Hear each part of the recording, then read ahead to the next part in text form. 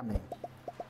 Nós vamos ler do versículo 1, capítulo 13 de Lucas. Nós vamos ler do verso 1 ao verso 9, que por causa que já dá como se fosse uma introdução para o que nós vamos ver. Mas nós vamos meditar do verso 6 até o verso 9.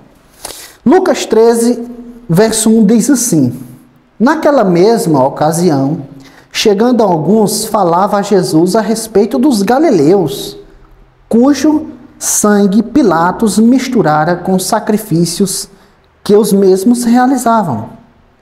Eles, porém, lhes disse: Pensais que os galileus eram mais pecadores do que todos os outros galileus, por terem padecido estas coisas? Não eram. Eu vos afirmo, se porém não vos arrependerdes, todos igualmente perecereis. Ou cuidais que aqueles 18 sobre os quais desabou a torre de Siloé e os matou eram mais culpados que todos os outros habitantes de Jerusalém? Não eram. Eu vos afirmo, mas se não vos arrependerdes, todos igualmente perecereis. Aqui está a parte do texto que vai fazer parte da nossa reflexão. Então Jesus proferiu a seguinte parábola. Certo homem tinha uma figueira plantada na sua vinha, e o viticultor, vindo procurar fruto nela, não achou. O dono da vinha, melhor dizendo, pelo que disse ao viticultor: há 3 anos venho procurar fruto nesta figueira, e não acho.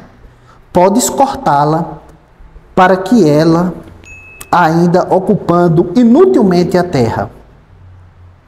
Ele, porém, respondeu: Senhor, deixa ainda este ano, até que eu escave ao redor dela e lhe ponha estrume. Se vier a dar fruto, bem está. Se não, mandarás cortá-la. E aqui se encerra com um ar de dúvida. Então, irmãos, pelo que nós lemos, o contexto desse texto é que um grupo de pessoas chegam diante de Jesus e vê o que Pilatos faz. Pilatos era o prefeito da Galileia e era um homem sanguinário. E esse grupo de pessoas viu que Pilatos tinha matado certos galileus que foram ao templo oferecer sacrifício. E ali misturou o sangue do sacrifício com o sangue das pessoas que estavam ali no culto, na adoração, na prestação de contas no templo.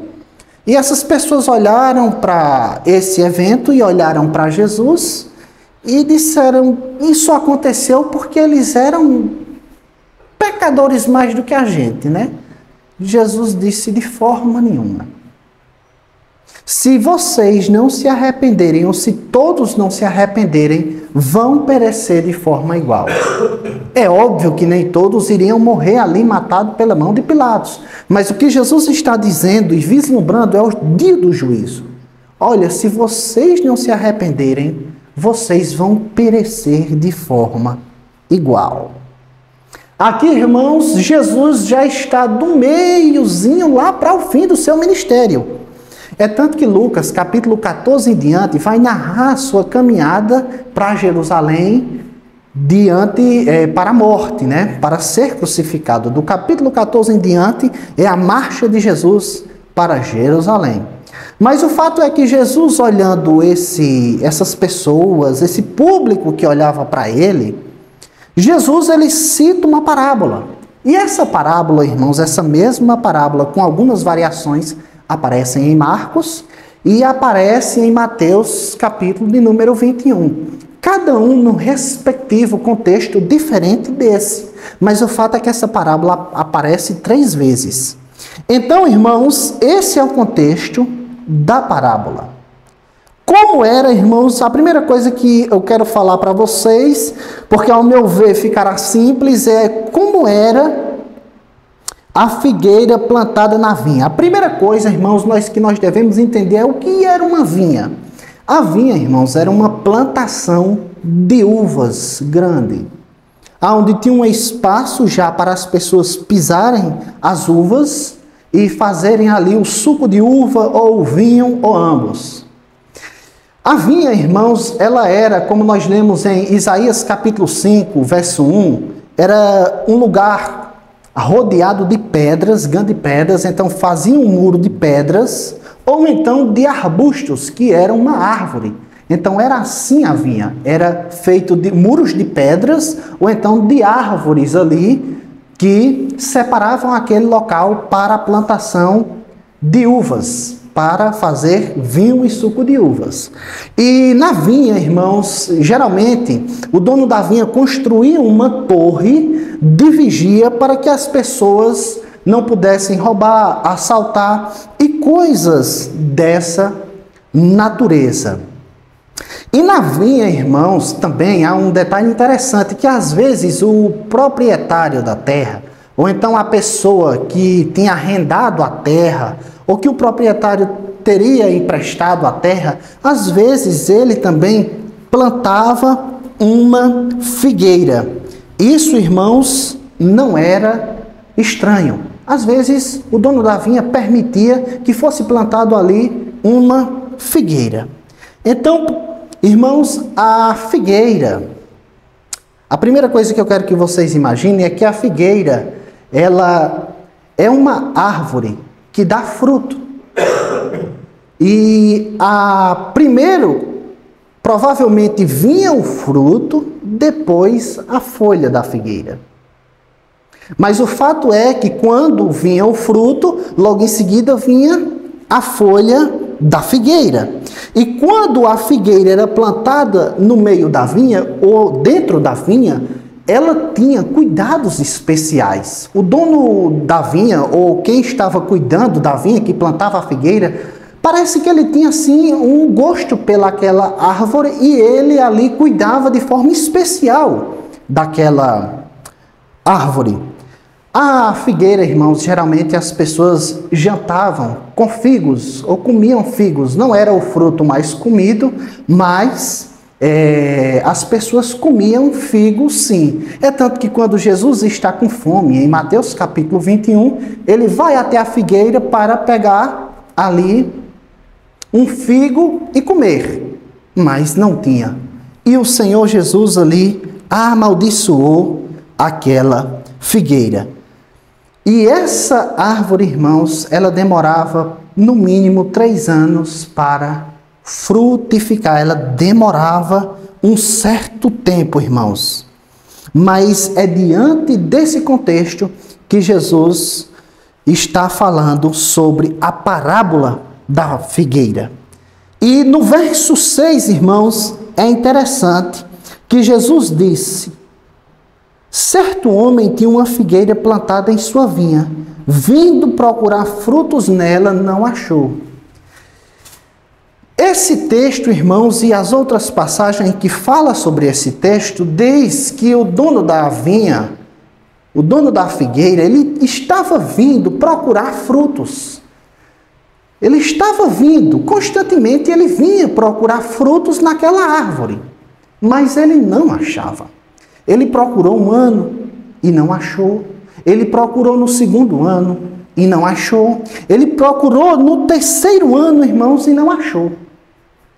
Veja que ele veio procurar o fruto na figueira. A figueira tinha uma boa aparência, porque senão ele não procuraria o fruto. Porque ele só procurava o fruto porque a folha já estava ali na frente do fruto. É por isso que ele estava procurando o fruto.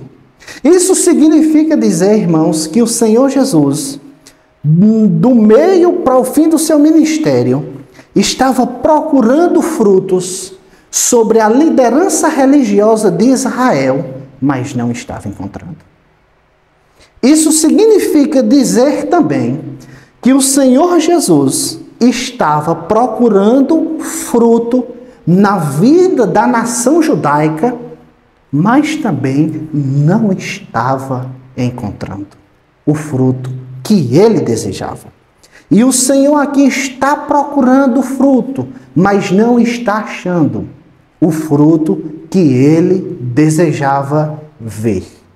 E do cuidado especial que ele vinha tendo com Israel durante todo o seu ministério.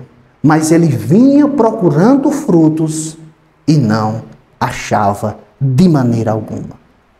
Então, no verso 7, irmãos, Jesus olha e diz, pelo que disse ao viticultor, quem tomava de conta da vinha: há 3 anos eu venho procurando fruto nesta figueira e não acho.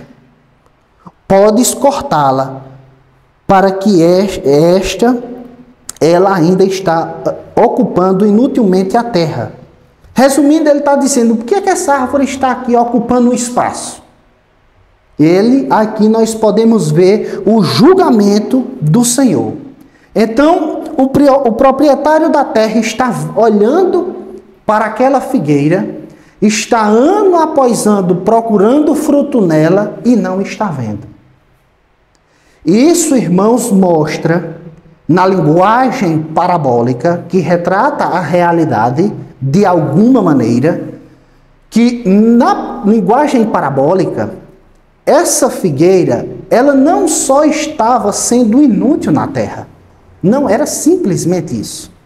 Além dela estar sendo inútil, ela estava ocupando o lugar de outras árvores ou da vinha ser plantado mais uvas.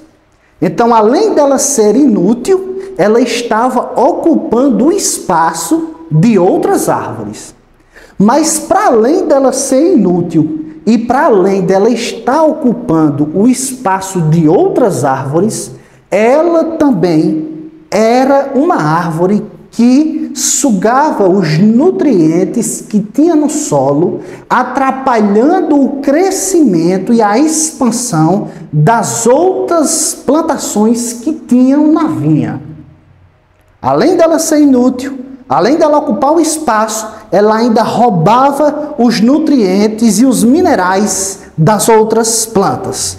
Por isso o proprietário olhou para ela, olhou para o viticultor, procurou o fruto e disse: corte-a, corte-a. Porque essa árvore ela está trazendo prejuízo para a minha vinha. E aqui na conversa que o Senhor está tendo com o viticultor, o dono da vinha está tendo com a pessoa que tinha arrendado a terra, ou tinha pedido emprestado, ou estava trabalhando ali alugado para a pessoa. Aqui, do verso 8 em diante, o homem diz o seguinte: ele, porém, respondeu: Senhor, deixa ainda este ano, até que eu escave ao redor dela e lhe ponha estrume. Se vier a dar fruto, bem está. Se não, mandarás cortar. Aqui, irmãos, nós podemos ver 2 coisas. No verso 8 e no verso 9. A primeira coisa que nós podemos ver é a preocupação do viticultor, do homem que tomava de conta ali daquela planta. Veja que ele fica perturbado quando o dono diz: corte essa árvore, corte essa figueira. E ele faz um pedido: Senhor, deixa ainda este ano. Como eu falei, irmãos, ele tinha um apreço por essa árvore e ele faz um pedido ao Senhor. Essa árvore era do seu interesse pessoal e particular. Tenha calma, Senhor, tenha paciência, deixe com que eu pegue essa figueira e eu vou escavar ao redor dela e vou colocar estrume. O que ele estava fazendo, irmãos, era limpar a terra, liberar o solo, para que o solo pudesse dar mais nutrientes, ele preparasse mais ainda o ambiente para tentar salvar aquela árvore, para tentar com que aquela árvore desse frutos. O homem que estava trabalhando naquela vinha não queria que a figueira fosse cortada. Pelo contrário, os esforços dele é para que aquela vinha viesse a dar o respectivo fruto. E por isso ele pede ao dono da vinha: tenha calma, tenha paciência, espere mais um ano, por favor. com uma voz provavelmente embargada e completamente perplexo por causa daquela situação, ele pede: espere mais um ano, eu vou trabalhar nessa árvore para ver se ela pode produzir frutos. Porém, Senhor, se não ela não produzir, corte-a. Corte-a.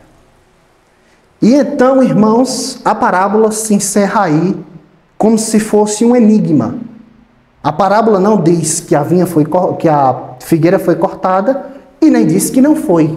Ela nem diz sim e ela nem diz não. Ela vai até aqui simplesmente a um silêncio ensurdecedor no texto. Mas o fato é, irmãos, que nós lemos em Mateus capítulo 21, a leitura inicial, a partir do verso 33 até o versículo 46, que é uma parábola que o Senhor Jesus conta, carregada de teologia e carregada de significado para todos nós. É que o Senhor, irmãos, ele esperava, ou ele queria uma resposta, em primeiro lugar, de fruto da liderança religiosa de Israel. Porque Jesus, irmãos, era o Messias. Porque Jesus, irmãos, era o prometido do Antigo Testamento. E como os líderes religiosos, como escribas, fariseus, saduceus e mestres da lei tinham um entendimento maior, eles deveriam ver o cumprimento das profecias na vida de Jesus e deveriam conduzir a nação no entendimento que Jesus era o Messias. Mas, infelizmente, apesar dos fariseus e da liderança religiosa saber que Jesus era alguém vindo da parte de Deus, eles mesmo assim foram contra.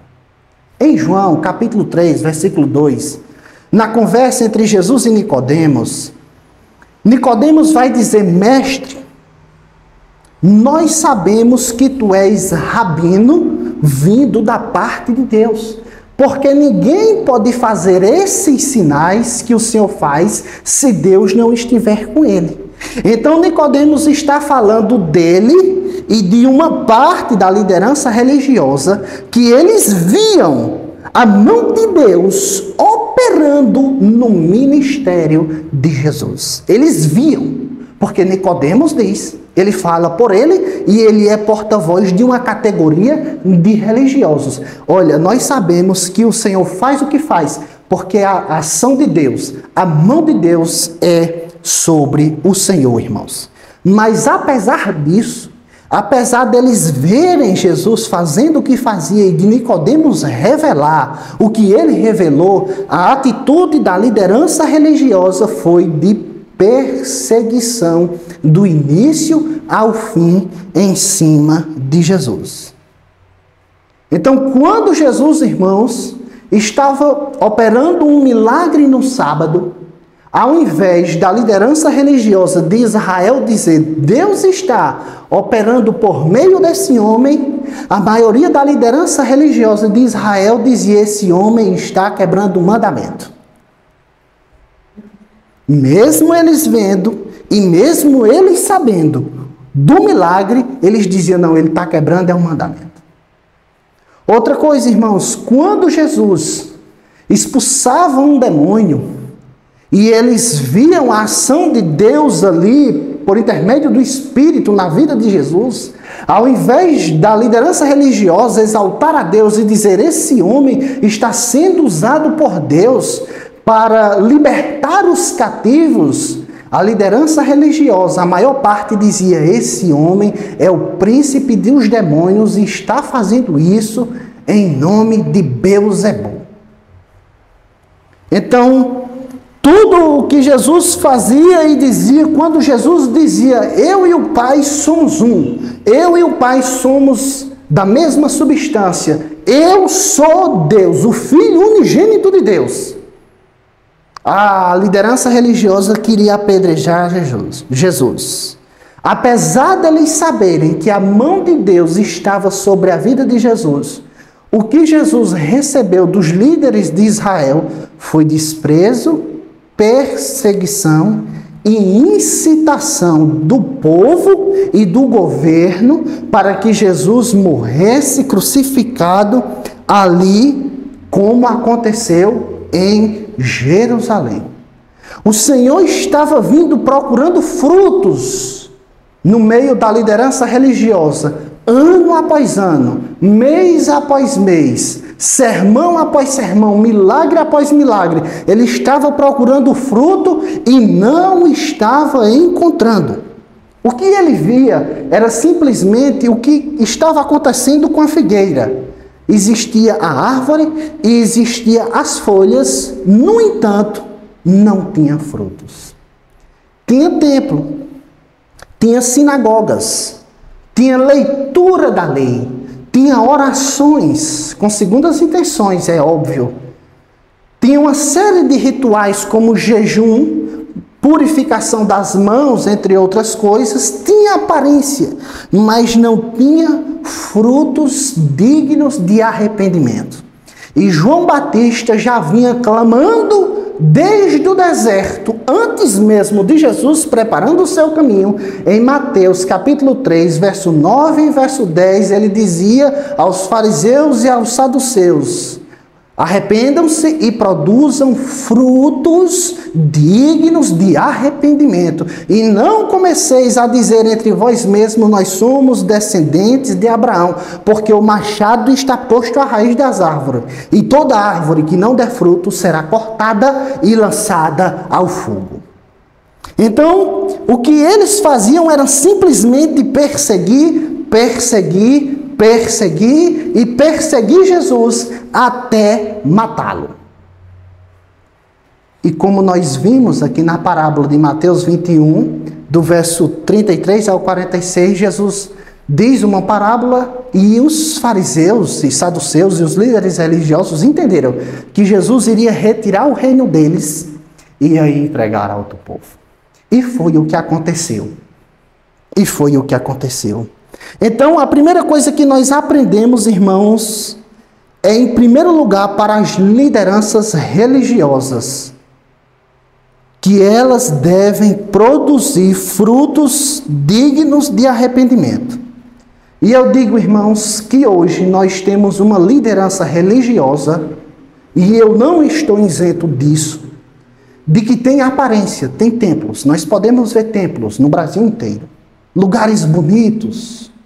Nós podemos ver leitura da palavra, assim como era na vida dos líderes religiosos de Israel. Nós podemos ver uma aparência, igualmente tinha na figueira. A figueira estava lá, tinha ali as plantas, aliás, as folhas tinham uma aparência, mas cadê o fruto?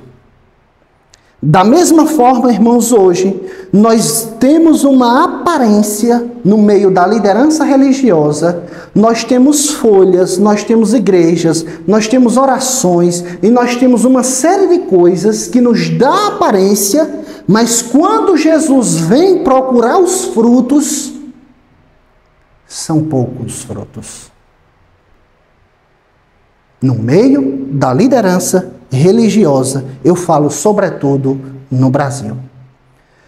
Eu quero dizer, irmãos, que há uma semelhança dos fariseus e da liderança religiosa hoje. É que quando Deus levanta um pastor, ou quando Deus levanta um pregador, ou se você quiser dizer que quando Deus levanta um profeta para denunciar aquilo que as pessoas e a igreja devem mudar, acontece o que acontecia na época dos fariseus. É tentar abafar, desprezar, escantear e até mesmo expulsar dos lugares onde Deus levanta as pessoas. Muito provavelmente, irmãos, muito provavelmente, João Batista não pregou no meio religioso justamente porque sabia que iria ser rejeitado. Da mesma forma, Jesus foi expulso da sinagoga algumas vezes por pregar a verdade. Os apóstolos, quando nós lemos Atos 3, Atos 4, eles também foram perseguidos pela liderança religiosa. E esse fato e essa realidade não se restringiu simplesmente a eles. Não, todas as vezes que Deus levantou pessoas cheias do Espírito Santo pregando a verdade, o que a maioria da liderança religiosa fez ao longo da história foi perseguir, escantear e matar. Isso aconteceu com os valdenses, que vieram antes, bem antes de Martim Lutero. Isso aconteceu com John Huss, John Wycliffe, Jerônimo Savonarola, que foi o precursor antes de Martim Lutero. Martim Lutero, John Wesley, George Whitefield, Jonathan Edwards, todos esses homens que Deus levantou, cheios de graça e de poder, para pregar, o que eles receberam da liderança religiosa foi escanteio, morte e perseguição, de forma implacável. E eu percebo com clareza e com nitidez que no Brasil acontecem coisas muito parecidas com essas. Quando eles veem que alguém é usado por Deus, eles tentam abafar o máximo. Mas saiba de uma coisa, irmãos. Sobretudo para mim, que sou um líder de alguma forma, Deus vai cortar todos os que se levantam contra aqueles que são de Deus. Mais cedo ou mais tarde, o dono da vinha virá e cortará as árvores que não produzem os respectivos frutos que eles desejam.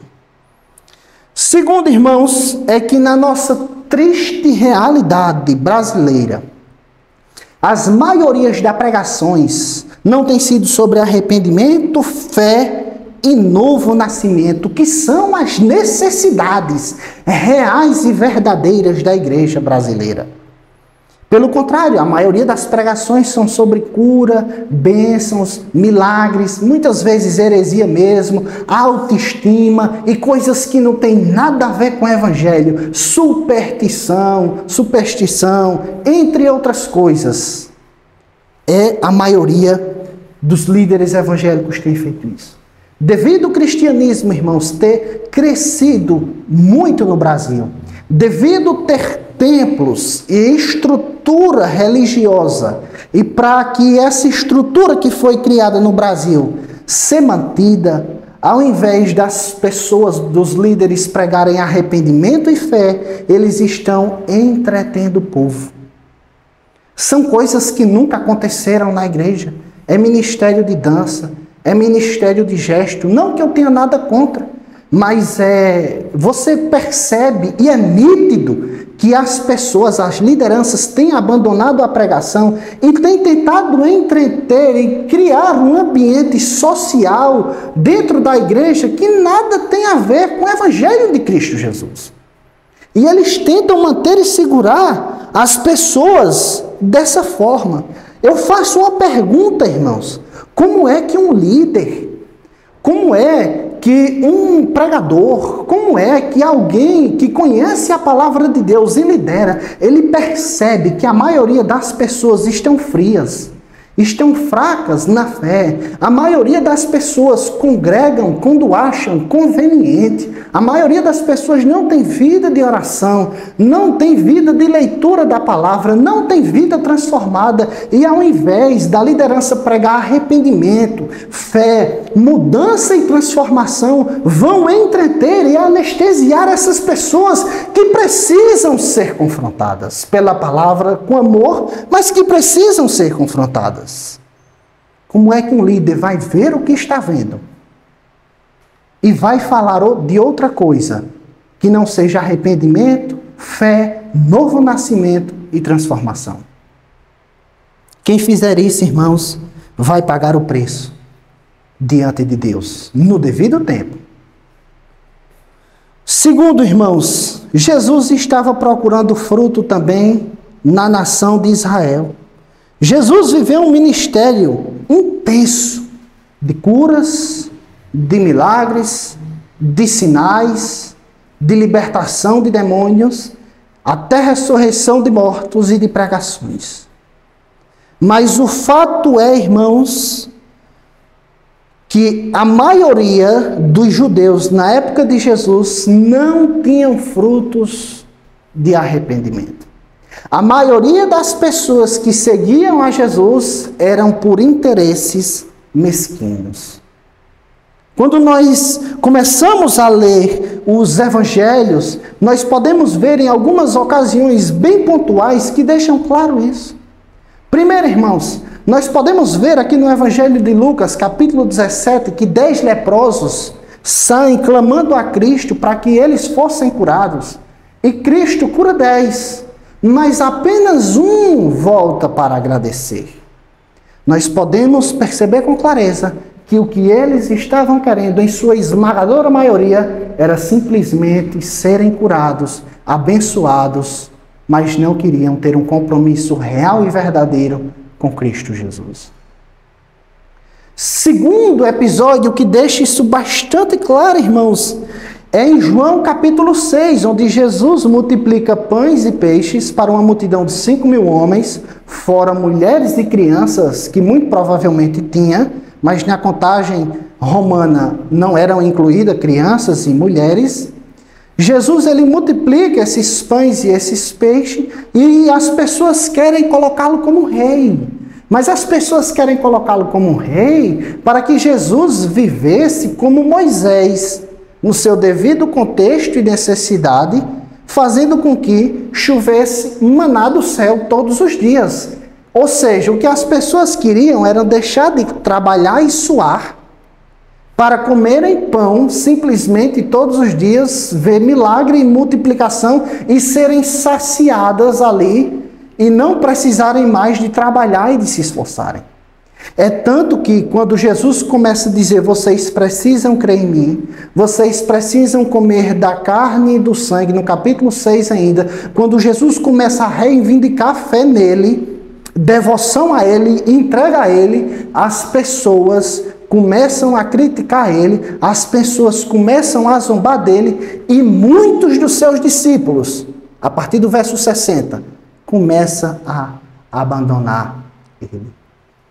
Isso significa dizer, irmãos, que Jesus estava procurando frutos de arrependimento sobre a nação de Israel, sobre os judeus, mas não estava encontrando. Se converteu pessoas no ministério de Jesus? Sim, mas o fato é que não houve um grande impacto sobre a nação de Israel. Cidades como Corazim, Betsaida e Cafarnaum, que ouviram muitos milagres e muitos sermões de Cristo, simplesmente eram apáticas, viviam da mesma forma. Não perseguia Jesus, mas também não se entregava da forma devida que Jesus queria.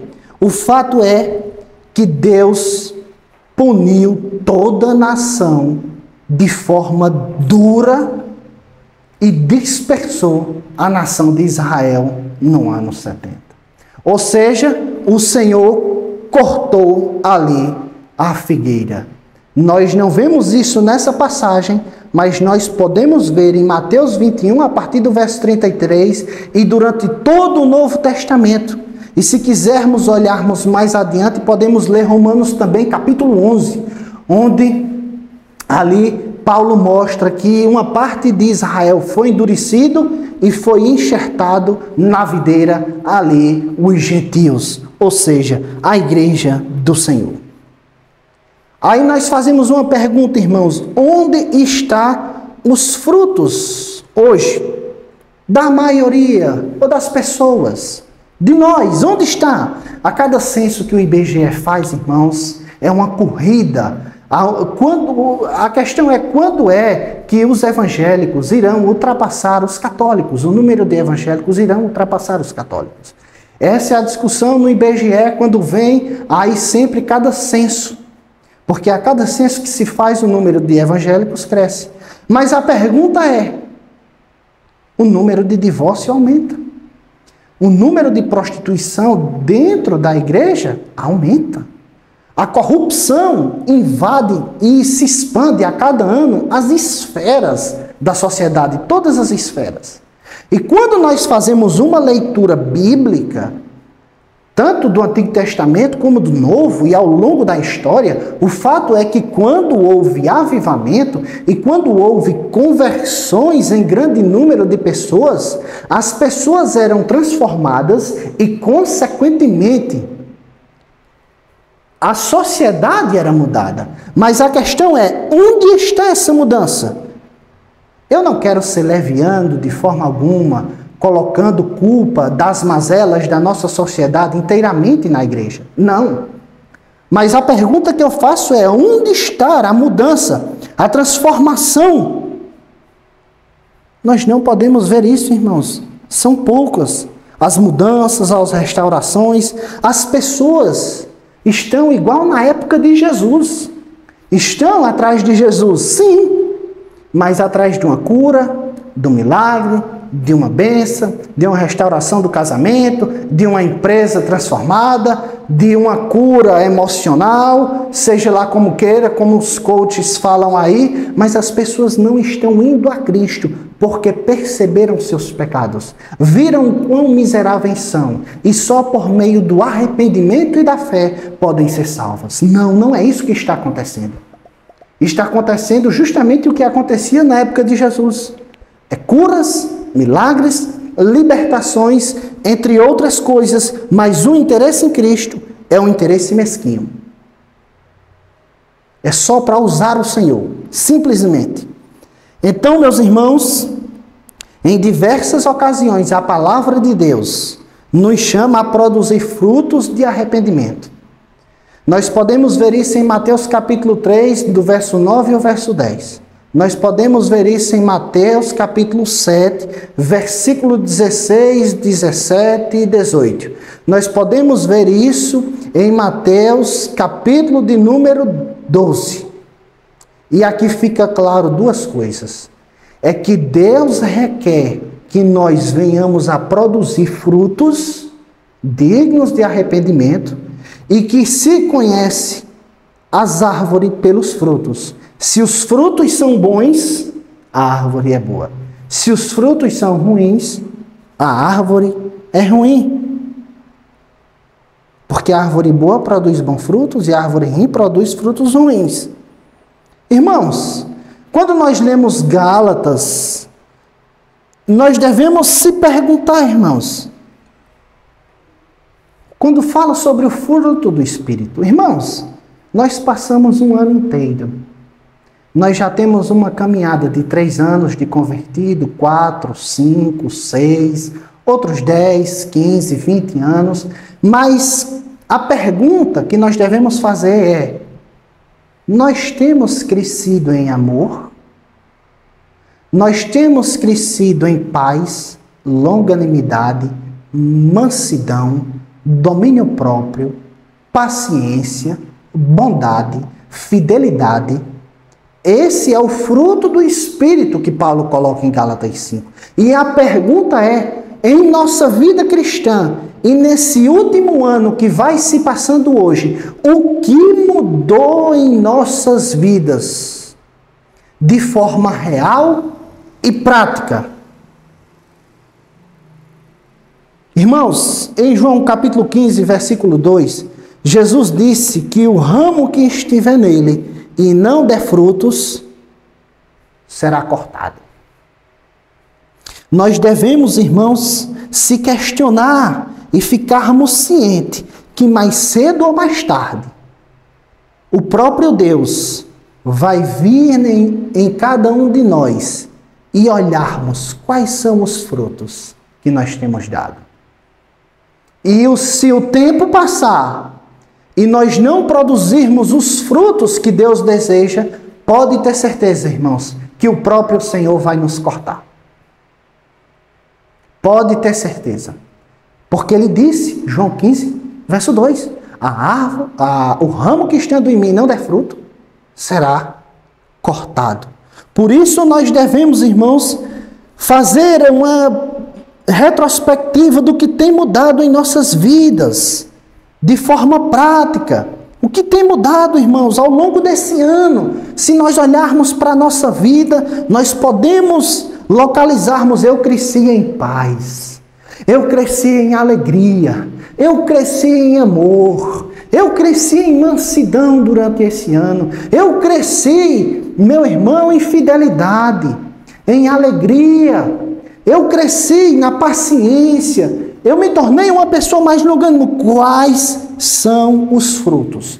Porque tem algumas pessoas que se passam semanas, que se passam meses, que se passam anos, que se passam décadas e as mesmas palavras, são as mesmas ambições, são as mesmas atitudes, são as mesmas aspirações em sua vida e não podemos ver uma mudança real e verdadeira. E o recado do Senhor é: vai ser cortado todo aquele que não produzir fruto. Vai ser cortada. E tudo que nós precisamos para frutificarmos, nós temos. Nós temos Bíblia em diversas traduções, nós temos livros, bons pregadores, nós temos tudo o que nós precisamos. O Espírito Santo já desceu e nós temos simplesmente tudo para produzirmos fruto. Mas se não produzirmos, irmãos, o Senhor virá até nós e nos cortará. Para ser mais particular e mais pessoal ainda, eu pergunto, irmãos, o que mudou em nossas vidas no casamento? O que mudou em nossas vidas como maridos? Será que temos sido mais paciente, mais bondoso, mais generoso, mais amoroso? Ou será que continuamos da mesma forma? Nada mudou em nossas vidas. Como esposas, será que as mulheres têm sido transformadas em submissão, em compreensão, em sabedoria, ou continuam da mesma forma? É uma pergunta que deve ser respondida para si mesmo. Será que nós temos crescido em oração? Será que nós temos compromisso com uma vida diária de oração, com o tempo com o Senhor? Será que nós temos uma vida de leitura da palavra, de intimidade com o Senhor? Ou será que os anos estão se passando, esse ano se passou e continua da mesma forma? Será que nós, irmãos, temos crescido em pregar o Evangelho para as pessoas, ou nós continuamos da mesma forma? Aqui, irmãos, eu quero trazer uma nota de rodapé, abrindo uma aspas, para que fique claro para nós uma coisa, irmãos. Eu já fiz isso, eu já disse: olha, as pessoas não querem ouvir o Evangelho, então nós não devemos pregar. É verdade, isso é uma parte da verdade. Mas quando nós olhamos para isso, nós devemos olhar em outra direção também, para termos uma visão melhor do que tem acontecido. Nos dias dos apóstolos, mataram Jesus. Mas quando foi o Pentecostes, aquelas mesmas pessoas que mataram Jesus ouviram Pedro pregar e se converteram. Eles poderiam pensar: não, mataram Jesus, vai matar a gente agora. E poderia matá-los, como matou. Mas qual foi a atitude deles? Pregar. Para não ficar só aqui, nós podemos ver na vida de Martinho Lutero. A Igreja Católica vinha matando profeta após profeta, grupo após grupo, dentro da própria igreja, quando se levantava para pregar o Evangelho. E as pessoas não queriam ouvir o Evangelho. Na igreja não queria. Quanto mais as pessoas. Mas Martinho Lutero, cheio do Espírito Santo, se levantou para pregar e pregou. E nós somos fruto desse movimento que aconteceu na Reforma Protestante. É verdade que as pessoas não querem, e eu creio piamente nisso. Mas eu faço uma pergunta: será que também nós estamos cheios do Espírito, orando, vivendo uma vida santa, digna, que glorifica a Deus, e estamos cheios do Espírito para pregar? Ou será que nós só olhamos para uma parte da verdade? Será que nós temos crescido em honra aos nossos pais, às nossas mães? Irmãos, nós devemos produzir frutos dignos de arrependimento. Senão, pode ter certeza que nós seremos cortados. E para encerrar, irmãos, como nós estamos há horas aqui no Brasil, de passarmos para 2024, eu faço uma pergunta também bem pessoal. Quais são os nossos planejamentos para o ano que vem? Onde Cristo e o reino de Deus está no meio dos nossos planos? Quais são os nossos planos? Juntar dinheiro? Beleza? Investir mais no que nos dá prazer? Em nossa saúde? Nos nossos hobbies? Nos nossos lazeres? O que nós temos planejado para o próximo ano? Aonde Cristo está? Uma coisa eu digo, irmãos, se Jesus não está no centro, o seu reino não está no centro, nós vamos iniciarmos mais um ano errado e com certeza terminaremos mais um ano errado. Nós devemos, irmãos, procurar acima de tudo Jesus, o seu reino, e as demais coisas serão acrescentadas. Faz de 9 a 13 anos, irmãos, que o pastor Paulo Júnior disse uma coisa, e eu faço das palavras de Paulo Júnior as minhas palavras. Paulo Júnior disse durante uma pregação: aonde estão as pessoas que querem evangelizar? Aonde estão as pessoas que querem orar? Aonde estão as pessoas que querem crescer em santificação? Aonde estão as pessoas que querem ver o crescimento e o bem-estar da igreja, das pessoas, o bem espiritual das pessoas? Aonde estão as pessoas que estão dispostas a serem usadas por Deus para que o reino de Deus avance? Irmãos, nós precisamos fazer uma profunda reflexão do que queremos para a nossa vida. Se de fato nós queremos Cristo, ou se de fato, irmãos, nós vamos viver uma vida como a figueira. Nós só vamos ter a aparência. Eu espero, irmãos, que o viticultor venha até nós. Clame diante do dono da vinha. Peça para que tenha mais paciência conosco durante mais um ano. Adube a nossa terra. Jogue alga e faça com que nós venhamos a frutificarmos, irmãos. Porque uma coisa eu digo: o Senhor vai cortar muitas árvores, assim como tem cortado muitas árvores. Que Deus abençoe. Vamos orar e encerrar.